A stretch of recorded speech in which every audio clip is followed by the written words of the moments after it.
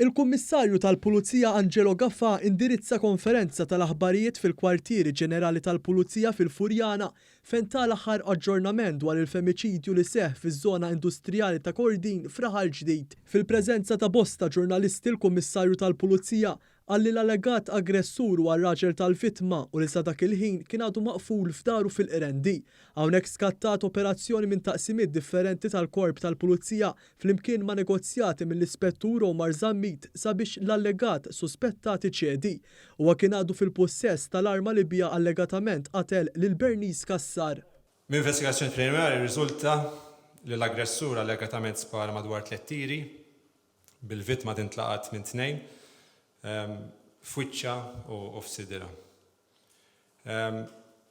Dil-arma sa dan moment għadha ma nstabitx u allegatament hija shotgun. Il-Kummissarju Gaffa spjega kif il-vittma kienet għamlet 5 rapporti mal-Pulizija fil-konfront tar-raġel tagħha brabta ma' vjolenza domestika.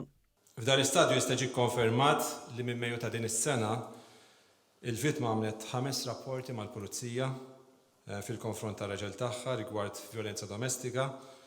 L-aħħar wieħed propju kien il-bieraħ filgħodu. U ngħid li għajr wieħed minn dawn il-rapporti fejn hemmhekk kien rapport li kienet sofri ġrieħ ħfief, il-rapporti l-oħra kienu ta' vjolenza psikoloġika. Fl-aħħar perjodu però matul dawn l-aħħar xhur il-vittma kienet qed tiġi pprovduta support emozjonali mill-Victim Support Agency li aħna bħala Korp tal-Pulizija għandna unit, il-Victim Support Unit li opera fih dan din l-Aġenzija. U qal li l-Pulizija kienet ħarġet akkużi fil-konfront tar-raġel tagħha fi 3 każijiet separati. Il-Kummissarju qal li dan il-każ inikket il-Korp minħabba li l-Pulizija fl-aħħar snin investiet fil-qasam tal-vjolenza domestika. Il-Kummissarju tal-Pulizija qal li kollox juri li n-nies għandhom fiduċja fis-servizz mogħti mill-Korp tal-Pulizija brabta mal-vjolenza domestika u dan kien rifless fin-numru ta' nies li resqu għand il-Pulizija brabta ma' dan. Fl-2021 issa l-oħra kellek 165 kompilazzjoni quddiem il-qrati tagħna u allura medja ta' persuna mresqa kull jumejn.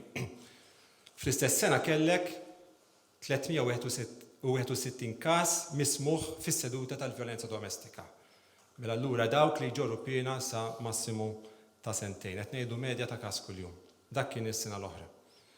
S'Ottubru ta' din is-sena dan il-unit tressa 152 b'kompilazzjoni u 605 persuni oħra quddiem is-seduta.